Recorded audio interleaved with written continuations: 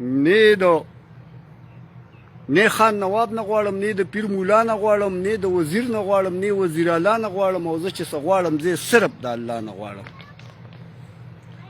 او په غرونو ځمکو اسمانونو سلطنت ته چا دی؟ په نور سپوږمۍ او دریابونو حکومت د چا دی؟ دا یو میاندو نه زیات موږ سره محبت د چا دی؟ تاسو پې سوچ وکړئ چې دونه لوی طاقت د چا دی؟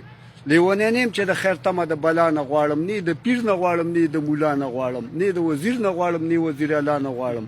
زه چې څه غواړم زه صرف د الله نه غواړم. دماغ او جب او سر او سترګې راله چا راکړي؟ نه په بل چا کې دونه زور شته، نه بل چا راکړي. ښه پې پوهېږم چې د ټول جهان باچا راکړي. او نه چا نه تمه او نه بدماش باټیکولا نه غواړم، نه د پیر نه غواړم، نه د مولا نه غواړم. زه چې څه غواړم زه صرف د الله نه غواړم. نه به څه وکړي او نه ملګرو څه کولی شي، نه به څوک مړه کړي او نه د مرګ نه بچ کولی شي. صرف ساده مسلمانان دوکه کولی شي. او ځکه په هر یو کار شروع د بسم الله نه غواړم، نه د پیر نه غواړم، نه د مولا نه غواړم. زه چې څه غواړم زه صرف د الله نه غواړم. د اسلامي نظام سره مینه محبت کومه، د نورو ټولو نظامونو نه نفرت کومه. کلک مسلمان یم، کلکه تمه د جنت کومه. خپل شفاعت د محمد رسول الله نه غواړم.